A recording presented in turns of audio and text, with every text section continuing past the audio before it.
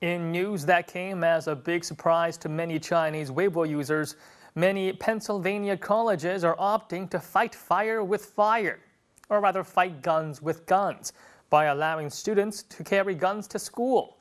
Now, according to the Weibo post that cites CBS News, at least 5 Pennsylvania state-owned universities are now allowing guns on campuses after the state's lawyers concluded that an outright ban on weapons was likely unconstitutional. Now, keep in mind that a couple of days ago, Weibo users were hit with news that another mass shooting took place at a Mother's Day parade in the United States. So this story was a little hard to swallow. Now, for those of you who have been watching our program will know that for the most part, Chinese Weibo users are anti-firearms. And so many of them also saw this story as another tragic accident waiting to happen. Let's take a look at some of their opinions. I think this decision is a little too hasty. People in America are too fearful, so they make bad decisions. If you are afraid of people shooting up a school, the last thing you do is allow everyone to carry guns to school. Terrorists are not afraid of death. Having other people walk around carrying guns as well will not be a deterrent against a terrorist. The right thing to do would be to ban guns on campus, but have enough law-wielding law enforcement officers to take down a terrorist if the need arises. A college full of students who carry guns? I feel fearful for the teachers. I would feel unsafe going to this school if I didn't wear a bulletproof vest.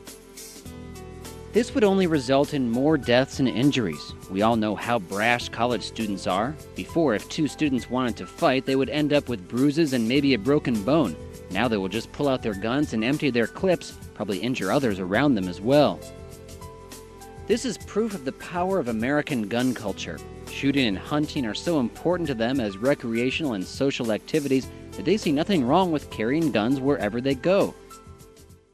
Firearm ownership in mainland China is heavily regulated, and generally private citizens are not allowed to possess guns. Now, civilian ownership of guns is largely restricted to authorized non-individual entities, such as sports organizations. Now, the chief exception to the general ban for individual gun ownership is for the purpose of hunting. People with hunting permits can apply to purchase and hold firearms, and illegal possession or sale of firearms may result in a minimum punishment of 3 years, with the maximum being the death penalty. Now, there are certain ethnic minorities who are given special gun allowances. Now, these minorities are allowed to carry guns in their special administrative regions, but their weapons, while functional, largely serve as ceremonial decoration. So for the most part, China is a society with very few guns, and most people would like to see it stay that way as well.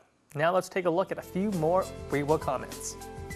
Forget it. I was going to study in the US, but now it seems it might be a death sentence. I would think that after being allowed to carry guns on campus, there will be fewer rape cases involving female students because they are no longer a vulnerable group. I do not know why this provision has been introduced in schools. If you want to reduce shooting incidents, then you should take out guns from schools. Does the government believe that arming their population is an effective measure against terrorism? I think the American government is turning their colleges into a training base for future soldiers. Now they can attain real combat experience while they study science and the arts. Americans are so innovative.